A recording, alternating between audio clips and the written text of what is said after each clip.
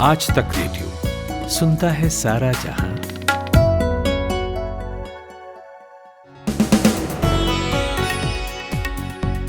नमस्कार, आदाब। मेरा नाम है जमशेद कमर सिद्दीकी और आप सुन रहे हैं आज तक रेडियो पर daily evening news analysis podcast दिन भर। तारीख है 18 अगस्त, दिन है बुधवार और बिना लाग लपेट के सीधे आपको बताता हूं कि आज किन खबरों पर हम बात करने वाले हैं। तो सबसे पहले बात होगी अफगानिस्तान में तालिबान के कब्जे के बारे में। कौन बनेगा अफगानिस्तान का नया राष्ट्रपति और इसका असर भारत के संदर्भ में क्या होगा, बताएंगे आपको। उसके बाद जानेंगे कि क्या भारत को मिलेगी पहली महिला सीजेआई यानी chief justice of India. Collegium में 9 नामों के लिए सुप्रीम कोर्ट से सहमति मिल गई है। इसकी प्रक्रिया क्या होती है आपको बताएंगे। और उसके बाद लेंगे गंगा नदी का हाल, क्योंकि इलाहाबाद हाई कोर्ट ने गंगा को दुनिया की सबसे प्रदूषित नदी में से एक बताया है। जानेंगे एक्सपर्ट से कि सरकार ने अब तक कितना काम किया है और क्यों उसका असर नहीं दिखता। आखिर में चलेंगे बियर और बुल्स की दुनिया में और जानेंगे कि शेयर बाजार ने कौन सा नया रिकॉर्ड बनाया है, निवेशकों के लिए कौन सी अच्छी खबर है। सब कुछ बताएंगे आपको, लेकिन पहले चलते हैं प्रतीक वाघमारे के पास और जानते हैं आज की बड़ी हेडलाइंस। सुप्रीम कोर्ट ने एक अंतरिम आदेश में महिलाओं को 5 सितंबर को होने वाली नेशनल डिफेंस एकेडमी में प्रवेश परीक्षा में शामिल होने की अनुमति दी है। कोर्ट ने भारतीय सेना को उसकी भेदभावपूर्ण नीतियों के लिए फटकार भी लगाई और इसे जेंडर डिस्क्रिमिनेशन बताया है। वहीं मद्रास हाई कोर्ट ने केंद्र को दिशा निर्देश दिए हैं कि सरकार सीबीआई की स्वतंत्र रूप से कार्य प्रणाली सुनिश्चित करे। इसी टिप्पणी में कोर्ट ने कहा कि पिंजरे से तोते यानी सीबीआई को आजाद करिए। कांग्रेस नेता रणदीप सुरजेवाला ने मेघालय के हालातों की तुलना अफगानिस्तान से करते हुए आरोप लगाया है कि प्रधानमंत्री और गृहमंत्री देश की आंतरिक सुरक्षा के साथ खिलवाड़ कर रहे हैं। उन्होंने कहा, नॉर्थ ईस्ट के राज्यों में लगातार हिंसा हो रही है जिसको दिखाया नहीं जा रहा। उत्तर प्रदेश में 1 सितंबर से कक्षा 1 से 5 तक के लिए स्कूलों में ऑफलाइन क्लासेस शुरू होंगी। सरकार ने इसे लेकर गाइडलाइंस जारी कर दी है। वहीं कक्षा 6 से 8 तक के लिए 23 अगस्त से फिजिकल क्लासेस के निर्देश दिए गए हैं। बॉलीवुड अभिनेत्री कंगना रनौत का इंस्टाग्राम अकाउंट हैक हो गया है। कंगना का कहना है कि तालिबान पर पोस्ट करने के बाद ही ऐसा हुआ और ये अंतर्राष्ट्रीय षड्यंत्र है। अफगानिस्तान पर कब्जे के बाद तालिबान अब सरकार बनाने की ओर बढ़ चुका है। इसी सिलसिले में आज तालिबानी नेताओं ने अफगानिस्तान के पूर्व राष्ट्रपति हामिद करजई से मुलाकात की है। और इंग्लैंड के खिलाफ टेस्ट में शतक जमाने के बाद केएल राहुल को आईसीसी रैंकिंग में जबरदस्त फायदा हुआ है। वो अब 37वें पायदान पर पहुंच गए हैं। पिछले हफ्ते राहुल 56वें स्थान पर थे। आप सुन रहे हैं आज तक रेडियो। अफगानिस्तान पर तालिबान का कब्जा। इस एक घटना को देखने के मायने हर किसी के लिए अलग अलग हैं। अमेरिका के लिए एक शिकस्त है या खुद को आग की तपिश से बचा लेने की खुशी है, तो पाकिस्तान और चीन के लिए एक बड़ी उपलब्धि है कि उनको चाहने वाला काबुल पर काबिज है, जबकि भारत के लिए ऊहापोह की स्थिति है। लेकिन एक और कहानी रची जा रही है और वो है तालिबान के इस कब्जे को मान्यता देने की। पाकिस्तान ने कहा है कि वो अफगानिस्तान में तालिबान की सरकार को मान्यता देने के बारे में एक तरफा फैसला नहीं करेगा। इस बारे में कोई भी फैसला क्षेत्रीय और अंतर्राष्ट्रीय शक्तियों से मशवरा करने के बाद करेगा। लेकिन एक ऐसी खबर भी आई कि तालिबान के सबसे प्रमुख नेताओं में से एक मुल्ला अब्दुल गनी बरादर दूसरे तालिबानी नेताओं के साथ काबुल पहुंच गए हैं। अटकलें हैं कि वो तालिबान की ओर से देश के राष्ट्रपति बन सकते हैं, लेकिन बात इतनी भर नहीं है। इस बीच उपराष्ट्रपति अमरुल्ला सालेह ने खुद को देश का कार्यवाहक राष्ट्रपति घोषित कर दिया है और तालिबान से लड़ने का ऐलान भी किया है। लेकिन उनके बयान और दावों में क्या पेच हैं वो हम आपको बताएंगे। लेकिन उससे पहले ये कि आखिर मुल्ला अब्दुल गनी बरादर कौन है जिनके राष्ट्रपति बनने के कयास हैं, और क्या वो भी पूरी तरह से हार्डलाइनर हैं? ये पूछा मैंने अंतर्राष्ट्रीय मामलों के जानकार और वरिष्ठ पत्रकार प्रकाश के रे से। अब्दुल गनी बरादर जो हैं वो तालिबान के संस्थापक मुल्ला उमर के बड़े करीबी रहे, और जो बरादर नाम है ये मुल्ला उमर ने ही उन्हें दिया है। और जैसा अखबारों में और सब जगह आ रही है बात कि 2010 में जब पाकिस्तान में उनको गिरफ्तार किया गया था और 2018 में छोड़ा गया। उसके बाद से ये पॉलिटिकल कंसल्टेशन प्रोसेस जो चल रहा था तालिबान और अमेरिका के बीच, उसको लीड कर रहे थे। ये तो अभी का बैकग्राउंड है। बाकी कोई भी जो भी टॉप लेवल के तालिबानी लीडर्स को या कमांडर्स को आज हम देख रहे हैं, इनके बारे में बहुत डिटेल में चीजें उपलब्ध नहीं है। मतलब इनके लाइफ के बारे में, इनकी सोच के बारे में इनके इंटरव्यूज नहीं है, क्योंकि ये बातचीत का प्रोसेस तो 3 साल से चल रहा है। उसके पहले तो ये लोग हर तरीके से आज भी बैन है। तो बहुत सारी जानकारियां हमें नहीं है। जैसे हमें ये पता नहीं है कि अब्दुल गनी बरादर का बचपन कैसे बीता होगा या कैसे क्या हुआ। बस ये कहा जाता है कि वो सोवियत ऑक्यूपेशन के खिलाफ मुल्ला उमर के साथ लड़ते थे और दोनों बड़े उनके डेपुटी भी थे, कई रिपोर्ट्स में आप देखते होंगे। और फिर ये है कि उनके साथ उन्होंने जो भी तालिबान का ये संस्था स्थापना की और फिर जैसा ये लोग इन लोगों ने काबुल में सरकार बनाई। अब इसमें भी अलग अलग तरीके की रिपोर्ट्स है कि वो डेप्यूटी डिफेंस मिनिस्टर थे या फिर कोई और मंत्रालय था उनके जिम्मे। गवर्नर, कई बार कहा जाता है कि वो गवर्नर थे एक प्रांत के। फिर ये भी कहा जाता है कि हेरात और निमरूज का जो इलाका है उसके ये एरिया कमांडर जैसा रहे। कई तरीके का हमारे पास इंफॉर्मेशन है। ये भी इंफॉर्मेशन इसके बारे में भी नहीं है। अलग अलग दावे हैं कि 2010 में जब पाकिस्तान में इनको पकड़ा गया था, आईएसआई ने जब पकड़ा था, तो उसमें सीआईए की क्या भूमिका थी, क्या सीआईए ने उनको इंटेलिजेंस दिया था या वो भी साथ में थे। जो भी वो घटना हुई, उसके बाद जब उनको 2018 में रिहा किया गया तो उसके बारे में ये कहा जा सकता है कि खलीलजाद ने खुद कहा है, जो अमेरिकी प्रतिनिधि हैं इन सारे इस पूरे प्रोसेस में, उन्होंने कहा था कि हमारे कहने पे, मैंने अमेरिका के कहने पे इनको छोड़ा गया। तो ये मोटा मोटी हम जानते हैं। लेकिन ये जरूर है कि बहुत पहले से कहा जा रहा है कि ये अपने विचारों में ये ऑब्वियसली अब तालिबान से हैं, तो जो उनकी सोच है, जो उनकी आइडियोलॉजी है, उस और शुरुआत से जब ये संस्थापक हैं तो ऑब्वियसली वो विचारधारा इनमें होगी। लेकिन कुल मिला के ये कहा जा सकता है कि राजनीतिक रूप से ये बहुत सारे, और जो तालिबान के बारे में हमारी आम फहम समझ है उससे थोड़ा अलग हटके ये व्यक्ति निगोशिएशन, बातचीत, बीच का रास्ता, इस तरीके की कोशिशों का पक्षधर है। अब राष्ट्रपति के रूप में क्या उनका काम होगा, कैसा रवैया रहेगा, ये तो हमको समय बताएगा।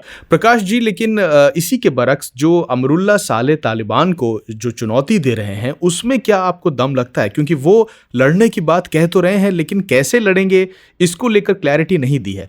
देखिए, ऐसा नहीं है कि तालिबान का विरोध ही नहीं होगा या तालिबान के खिलाफ लोग खड़े नहीं होंगे। आज ही आपने देखी होगी रिपोर्ट की अफगानिस्तान के 2 शहरों में, जिसमें जलालाबाद भी शामिल है, जहाँ पे कि तालिबानियों को एक भी गोली नहीं चलानी पड़ी थी काबुल के पहले।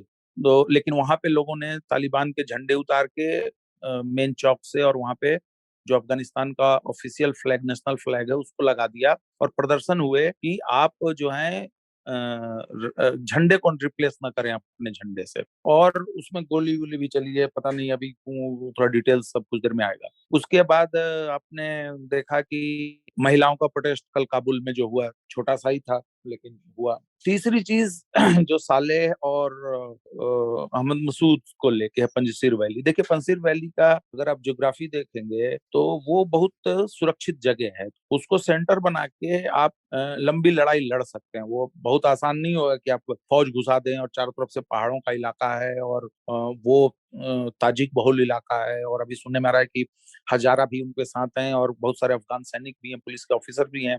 मतलब उधर से बहुत ताकत है एक लेवल पे। लेकिन जो आप सवाल पूछा आपने कि कितना दम है उस प्रतिरोध में, तो पहली चीज तो हमें ये माननी चाहिए कि आपको आज कोई प्रतिरोध, कोई ग्रुप छोटा दिख सकता है। भाई, कल तक तो हम सब मान के बैठे थे ना कि तालिबान की अब उतनी क्षमता नहीं रही, तालिबान को बर्बाद कर दिया गया, दावे होते रहे। लेकिन आज हम पूरी दुनिया ने देखा कि कैसे वो फिर से आ गए। तो एक तो कभी किसी की ताकत को कम आंकना नहीं चाहिए। हो सकता है कि टाइम लगे, लेकिन वहां से अगर रेजिस्टेंस शुरू होता है तो दूसरे शहरों में और अफगानिस्तान के दूसरे हिस्सों में जो एंटी तालिबान फोर्सेस हैं वो धीरे धीरे रिग्रुप होंगी। हमें नहीं भूलना चाहिए कि अभी मार्शल दोस्तम है, तानूर हैं जो बाहर हैं, और जिस तरीके से तालिबानियों ने अपने विरोधी गवर्नरों या वारलॉर्ड्स को या पुलिस मिलिट्री के लोगों को अपने साथ या सरकारी अधिकारियों को ले लिया, उसी तरीके से जो रेजिस्टेंस है वो भी जो आज तालिबान के खेमे में है उन लोगों को अपने खेमे में मिला सकता है थोड़े समय के बाद। या हो सकता है कि तालिबानी जब अभी सत्ता में आएंगे तो इनके भीतर में क्या खींचतान है, इनके भीतर का डायनेमिक्स क्या है। जैसे पिछले बार हुआ था कि खुद मुल्ला उमर के जो स्पोक्स पर्सन थे वो जो है उनका साथ छोड़ के और वो जो है विपक्ष के खेमे में आके वो तो पार्लियामेंट्रियन भी बने अफगानिस्तान में। उसी तरीके से एक मुल्ला उमर के बहुत सीनियर सहयोगी थे, उन्होंने भी तालिबान को छोड़ा। तो ये बहुत संभावना हो सकती है कि कुछ इनके कमांडर और जो इनके साथ जो आए हैं इनके विरोधी वो उस खेमे में चले जाएं। लेकिन फिलहाल कुछ समय के लिए ऐसा होता हुआ नहीं दिख रहा है कि वो चैलेंज बहुत कोई तालिबान के लिए अभी गंभीर है। ये थे वरिष्ठ पत्रकार प्रकाश केरे। लेकिन अगर लड़ाई की नौबत होती है तो तालिबान कितना सक्षम है इस खातिर? अमेरिका ने अफगान सेना को जितना भी दिया वो उसके काम नहीं आया और तालिबान ने अपनी ताकत से अफगानिस्तान की गद्दी हासिल कर ली। इतना ही नहीं, बाइडन ने अफगान सेना को जो हथियार देने की बात की है वो हथियारों का जखीरा भी अब तालिबान के काम आ रहा है। इसका नतीजा ये हुआ है कि बैठे बिठाए तालिबान अब कई गुना ताकतवर हो गया है। कौन कौन से हथियार हैं वो जो अमेरिका के जाने के बाद अब तालिबान के हाथ लग गए हैं, यही पूछा मैंने इंडिया टुडे मैगजीन के एग्जीक्यूटिव एडिटर संदीप उन्नीथन से। अमेरिका ने पिछले 20 साल में करीब 83 अरब डॉलर अफगान आर्म फोर्सेस पे खर्च किए हैं और वो पैसे ज्यादातर हथियारों की खरीदी में लगाया गया था, जैसे कि tanks, armoured personal carriers, helicopters और स्ट्राइक एयरक्राफ्ट आदि। अब दुर्भाग्यपूर्ण वही हथियार ठीक उन्हीं के हाथों लगी हैं जिनसे लड़ने के लिए खरीदे गए थे, यानी कि तालिबान। और इन हथियारों के आने से तालिबान की शक्ति में काफ़ी इजाफा आएगा, क्योंकि अब तक तालिबान ज़्यादातर एक इंसर्जेंट फोर्स की तरह थी। उनके फाइटर्स इरेगुलर फोर्सेस कहा जाता है, उनको गिरिला फोर्सेस कहा जाता है। ये ज़्यादातर शलवार और सैंडल पहनकर घूमते थे। एक AK-47 था उनके हाथों में। अब इन पूरे इक्विपमेंट के आने से वो एक रेगुलर आर्मी की तरह बन जाएंगी, या रेगुलर आर्मी जिनके पास टैंक्स हैं, हेलीकॉप्टर्स हैं, एयरक्राफ्ट है, उनकी शक्तिशाली इक्विपमेंट होगी, उनके पास आर्टिलरी गन्स वगैरह। और तो ये सारा जो इक्विपमेंट है उनके एक रेगुलर आर्मी बनने में काफ़ी हद तक मदद करेगी। संदीप उन्नीथन और प्रकाश केरे, आपका बहुत बहुत शुक्रिया आज तक रेडियो से बात करने के लिए।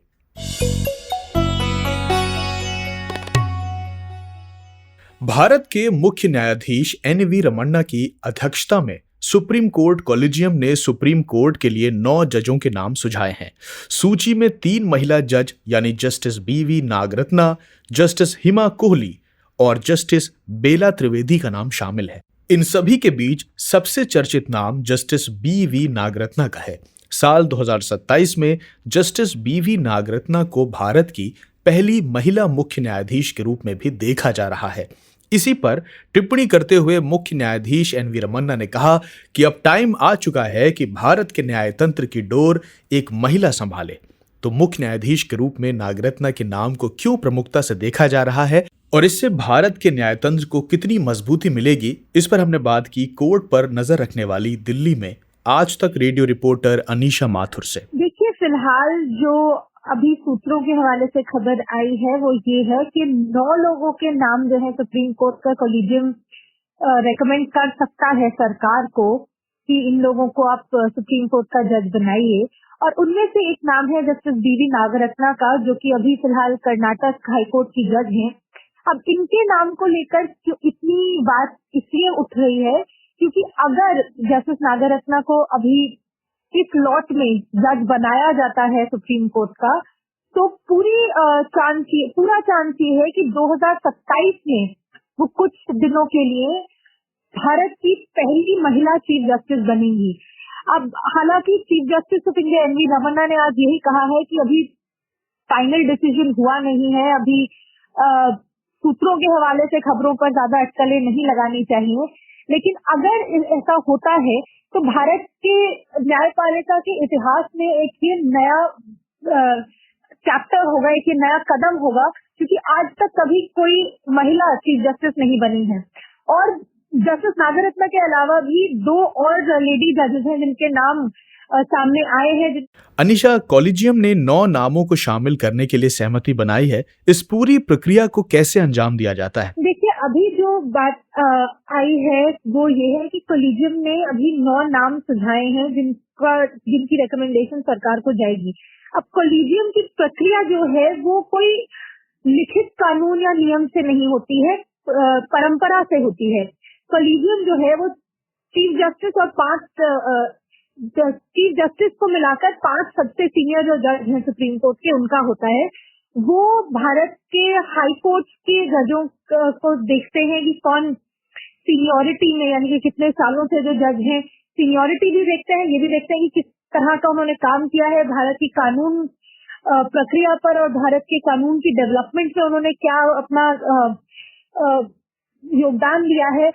और ये भी देखा जाता है परंपरा के अनुसार कि कौन से राज्य से या कौन से क्षेत्र से जजेस जो हैं इस वक्त सुप्रीम कोर्ट में हैं और कौन से राज्यों के जजेस सुप्रीम कोर्ट में नहीं हैं, तो उनकी भी रिप्रेजेंटेशन देखी जाती है।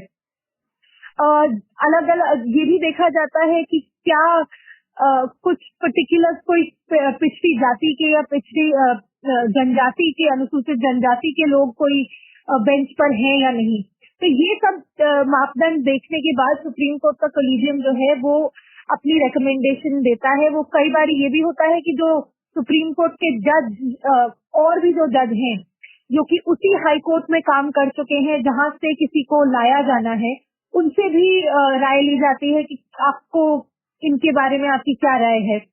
फिर जो है रिकमेंडेशन जाती है केंद्र सरकार के पास, जो कि फिर आईबी के द्वारा भी जांच करवाती है कि क्या उन जज के बैकग्राउंड में, फैमिली में कुछ ऐसा तो नहीं जिसकी वजह से उनके काम करने के तरीके पर कोई असर पड़े। ये सब देखने के बाद फिर सरकार से अप्रूवल के बाद जो है राष्ट्रपति का सिग्नेचर होता है, राष्ट्रपति का अप्रूवल होता है। आज तक रेडियो से बात करने का शुक्रिया निशा जी। सुबह सुबह ऐसा लगता है कि सबकी गाड़ी छूट रही है, लेकिन न्यूज़ भी तो मिस हो रही है। स्कूल, कॉलेज या ऑफिस की पूरी तैयारी तो हो जाती है, मगर देश दुनिया की अपडेट्स ले पाते हैं क्या? तो आपकी प्रॉब्लम का स्मार्ट सॉल्यूशन ये है कि अपनी सुबह की शुरुआत आप आज तक रेडियो के साथ कीजिए।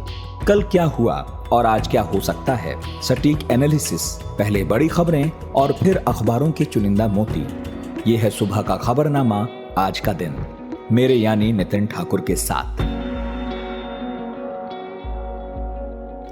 और अब बात गंगा की। गंगा दुनिया की सबसे प्रदूषित नदियों में से एक है। ये बात कोई नई नहीं है जो कही गई हो, लेकिन एक बार फिर से इलाहाबाद हाईकोर्ट ने इसे दोहराया है। दरअसल national mission for clean Ganga और नमामि गंगे परियोजना में कार्यकारी एजेंसी के तौर पर काम करने वाले यूपी के जल निगम के बीच बिडर को लेकर चल रहे विवाद के मसले पर सुनवाई के दौरान कोर्ट ने यह बात कही। तो पहले विवाद समझ लीजिए। विवाद यह है कि गंगा के सहायक नदी गोमती को साफ कराने के लिए 8 बिडर्स ने बोली लगाई थी, लेकिन यूपी जल निगम ने बिना एनएमसीजी से सलाह लिए 7 बिडर्स को रद्द कर दिया। उसमें से एक बिडर याचिकाकर्ता का भी था। बाद में एनएमसीजी ने यूपी जल निगम से उस ऑर्डर को रद्द करने को कहा और फिर खुद सभी बिडर्स को परखा और यूपी जल निगम का जो बिडर था उसके अलावा 2 और को ठीक पाया। लेकिन याचिकाकर्ता ने कहा है कि एनएमसीजी ने यूपी जल निगम को उस आदेश को खारिज करने को जरूर कहा, लेकिन उसे प्रभावी कभी नहीं किया। इसी वजह से ये याचिका दायर की गई है और इसी पर सुनवाई करते हुए कोर्ट ने कहा कि गंगा देश की जीवन रेखा है, एक बड़ी आबादी को जीविका देती है, पूजा की जाती है इसकी, और इन सब के बावजूद समय के साथ नदी प्रदूषित हो गई है। अध्ययनों के मुताबिक ये दुनिया की सबसे प्रदूषित नदियों में से एक है। आपको याद होगा कि 2014 में वाराणसी संसदीय सीट से निर्वाचित होने के बाद प्रधानमंत्री नरेंद्र मोदी ने कहा था कि मां गंगा की सेवा करना उनकी नियति है, और इसी साल राष्ट्रीय नदी गंगा के प्रदूषण, संरक्षण और कायाकल्प के लिए केंद्र सरकार नमामि गंगे नाम से एक इंटीग्रेटेड कंजर्वेशनल मिशन लेकर आई। अभी राज्यसभा में 26 जुलाई को जल शक्ति मंत्री गजेंद्र सिंह शेखावत ने बताया कि इसके तहत 80,235 करोड़ रुपए की स्वीकृति लागत से कुल 346 परियोजनाएं शुरू हुई हैं, जिनमें से 158 परियोजनाएं पूरी कर ली गई हैं। लेकिन इस सब के बावजूद भी अगर कोर्ट को ऐसी टिप्पणी करनी पड़े तो जमीनी हकीकत पर सवाल उठाना लाजमी है। मैंने बात की हिमांशु ठक्कर से, जो south Asia network for dams, reverse and people में कोऑर्डिनेटर हैं। हिमांशु जी, मौजूदा सरकार के अब तक गंगा की सफाई के लिए चलाए जा रहे जो भी प्रोजेक्ट्स हैं, कितना कर सकी है वो आपके नजरिए से, और क्या कुछ सुधार दिखता है जमीन पर? देखो, मौजूदा सरकार ने जो किया है उसमें जो उनका जो मकसद है कि नदी को पुनर्जीवित करना, लेकिन नदी को पुनर्जीवित करने के कई पहलू है। जैसे आप सीढ़ी चढ़ते हैं तो पहले आपको सबसे पहले स्टेप पे जाना पड़ता है, फिर दूसरे स्टेप पे उसके बाद ही जा सकते हैं, फिर तीसरे स्टेप पे। तो ये नदी को पुनर्जीवित करने का सबसे पहला कदम जो है वो है नदी को साफ करना। उसको उसके बाद उसको अविरल करना तो दूसरा, और उसको बायोडायवर्सिटी को पुनर्जीवित करना है और आगे की सवाल है।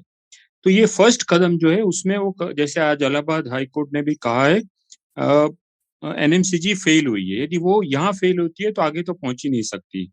तो ये फेल इसलिए हुई है क्योंकि एक साफ है, आप यमुना की हालत देख लीजिए, गोमती की हालत देख लीजिए, या कोई भी सहायक नदी की हालत देख लीजिए, और जब तक सहायक नदी साफ नहीं होती, नदी साफ नहीं हो सकती।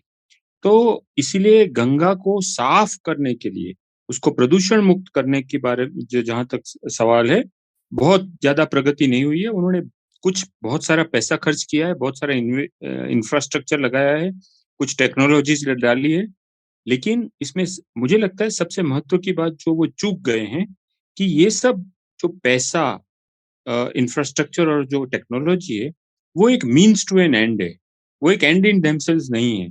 और जब तक ये कैसे काम करेगी कि नहीं, उसको सुनिश्चित करने के लिए जो गवर्नेंस चाहिए वो नहीं होगा, तब तक ये कितना भी पैसा लगा दो, कितना भी इंफ्रास्ट्रक्चर लगा दो, कितना भी नया टेक्नोलॉजी डाल दो, नदी साफ नहीं हो सकती। हिमांशु जी, लॉकडाउन के दौरान जो अविरल निर्मल गंगा की तस्वीरें आई थी, डॉल्फिन्स दिखने लगी थी उनमें, जिसके बारे में कहा गया था कि ये नमामि गंगे प्रोजेक्ट का असर था। क्या आप मानते हैं कि ये वाकई ऐसा था? देखो, ये जो नदी का साफ दिखना और उसमें बायोडायवर्सिटी दिखना, ये जो लॉकडाउन के बाद जो हुआ था उस दरमियान, जो वो सिर्फ गंगा में नहीं हुआ था, वो बहुत सारी नदियों में हुआ था। पश्चिम दक्षिण में कावेरी में भी हुआ था। यमुना की भी दिल्ली में साफ दिखाई दे रही थी पहले से काफी हद तक। तो ये इसका कारण एनएमसीजी का काम नहीं है। वो साफ इसलिए हुआ कि उसपे 2-3 कारण थे। एक तो मुख्य महत्व की कारण थी कि जो इंडस्ट्रियल पॉल्यूशन है वो स्टॉप हो गया था। दूसरी बात थी कि जो नदी में पानी ज्यादा था, क्योंकि उद्योग के लिए पानी नहीं जा रहा था, और जगह पे भी पानी का कम इस्तेमाल हो रहा था। होटल्स सब बंद थे, जैसे हरिद्वार वगैरह की बात करें तो ये सब की वजह से कंजम्पशन कम था, पोल्यूशन कम हो रहा था, और इसकी वजह से नदी साफ दिखाई दे रही थी। तो इसका कारण एनएमसीजी अपने पास क्रेडिट लेती है, वो सही बात नहीं है। अच्छा हिमांशु जी, एनएमसीजी और नमामि गंगे जैसे प्रोजेक्ट हजारों करोड़ के खर्चे के बाद भी कहां पिछड़ रहे हैं, और आपने गवर्नेंस की जो बात की है, किस तरह का गवर्नेंस चाहिए, और सरकार के ये इतने महत्वाकांक्षी प्रोजेक्ट हैं, आप तो इनके काम के तौर तरीकों से परिचित हैं, क्या आपको लगता है इनमें वो बात है कि नदियों की सफाई में ये कोई अमूलचूल परिवर्तन ला देंगे? क्योंकि देखा जाए तो 2020 तक गंगा साफ करने के लक्ष्य को तो हम बहुत पीछे छोड़ चुके हैं। नहीं, मुझे नहीं लगता ये लोग आमूल परिवर्तन ला रहे हैं, और उनके कोई अभी तक तो कोई एजेंडा भी नहीं दिख रहा है। जैसे मैंने कहा कि इसका मुख्य कारण ये है कि जैसे हमारा पॉल्यूशन कंट्रोल बोर्ड भी, वो भी तो था पहले से। वो क्यों नदी को साफ नहीं कर पा रहा था? क्यों पॉल्यूशन को कंट्रोल नहीं कर रहा था? वो 45 साल से, अभी 47 साल से एग्जिस्टेंस में है, पूरे देश में हर राज्य में है। सेंट्रल पॉल्यूशन, इनकी इतनी सारी लैब है, उनका इतना बजट है, उनका इतना स्टाफ है, उनके पास सब कुछ है, लेकिन नदी में उनफैक्ट वो सिर्फ जाना जाता था करप्शन के कारण। आज भी वही हालत है पॉल्यूशन कंट्रोल बोर्ड्स की। एनएमसीजी कुछ खास अलग नहीं है, क्योंकि जैसे मैंने पहले कहा, मुख्य बात है, आप जब तक गवर्नेंस को ठीक नहीं करेंगे, यानी कि उसको पारदर्शी, अकाउंटेबल और पार्टिसिपेटरी नहीं बनाएंगे गवर्नेंस को, तब तक आप नदी को साफ नहीं कर सकते, पॉल्यूशन को कंट्रोल नहीं कर सकते। एक सीवेज ट्रीटमेंट प्लांट भी काम कर रहा है कि नहीं, वो एंश्योर करने के लिए जरूरी है कि उसका गवर्नेंस ठीक हो, उसमें ट्रांसपेरेंसी हो, उसमें अकाउंटेबिलिटी हो। अकाउंटेबिलिटी का मतलब है, जब यदि पोल्यूशन एसटीपी काम नहीं कर रहा है तो उसके ऊपर सवाल उठने चाहिए और जवाबदेही तय होनी चाहिए। ये नहीं होता है तब तक आप कितना भी पैसा लगा दो, इंफ्रास्ट्रक्चर लगा दो, नदी साफ नहीं हो सकती। बात करने का बहुत बहुत शुक्रिया हिमांशु ठक्कर। घरेलू शेयर बाजारों की बढ़त जबरदस्त तरीके से जारी है। आज भी दोनों बेंचमार्क्स इंडेक्स यानी कि सेंसेक्स और निफ्टी ने फिर से हाईएस्ट रिकॉर्ड को छुआ है। सेंसेक्स पहली बार 56,000 के ऊपर पहुंच गया है, वहीं निफ्टी भी 17,000 के बहुत करीब जा पहुंचा। बाजार को वैश्विक बाजारों से मिले जुले संकेत मिले थे, लेकिन फिर भी बाजार ने मजबूत ओपनिंग दिखाई है। सेंसेक्स ओपनिंग में 233.74 अंकों से यानी कि 0.42% की बढ़त लेकर 56,026.01 के लेवल पर खुला। वहीं निफ्टी 57.60 अंकों यानी कि 0.35% की उछाल लेकर 16,672.20 के रिकॉर्ड हाई पर खुला। आज ओपनिंग के साथ ही सबसे ज्यादा तेजी HDFC bank, Reliance industries, Hindustan Unilever और एशियन पेंट्स में देखी गई। हालांकि कंपनियों के शेयर धड़ाम भी हुए, जैसे कि इंडसइंड बैंक, मारुति और आईसीआईसीआई बैंक के शेयर्स में गिरावट दिखी। बहरहाल सेंसेक्स के रिकॉर्ड स्तर पर इस बढ़ोतरी के क्या क्या कारण रहे और खासकर एचडीएफसी के शेयर्स में तेजी की क्या क्या वजह रहीं, इस पर हमने बात की इंडिया टुडे की हिंदी मैगजीन में एसोसिएट एडिटर और मार्केट एक्सपर्ट शुभम शंकधर से। जी, भारतीय शेयर बाजार शुरुआत के कारोबार में अच्छी चाल दिखाने के बाद अगर हम देखें तो लंच के बाद से या सेकंड हाफ में अगर आप देखें तो वहां पे प्रॉफिट बुकिंग देखने को मिली। सेंसेक्स जो मुख्य सूचकांक है भारतीय शेयर बाजार का, उसने 56,118 का उच्चतम स्तर छुआ। ये अब तक का सर्वोच्च स्तर, यानी कि रिकॉर्ड हाई बनाने के बाद वहां से हमने कुछ प्रॉफिट बुकिंग देखी और फाइनली जो सेंसेक्स सेटल हुआ वो 55,629 के स्तर पर हुआ। तो करीब रिकॉर्ड स्तर छूने के बाद 162 अंकों की गिरावट के साथ सेंसेक्स बंद हुआ।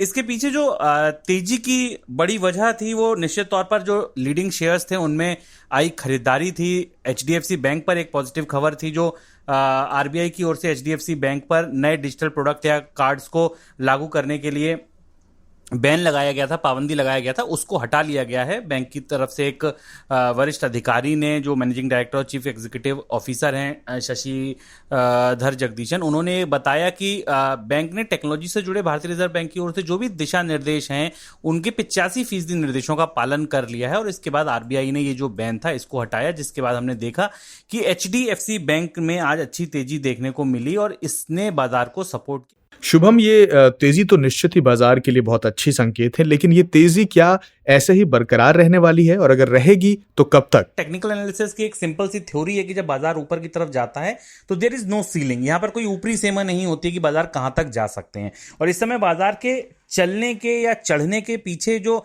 वजह है वो कहीं ना कहीं इकोनॉमी से जुड़ी नहीं है या वो किसी खबर से जुड़ी नहीं है, बल्कि वो लिक्विडिटी पर बेस्ड है।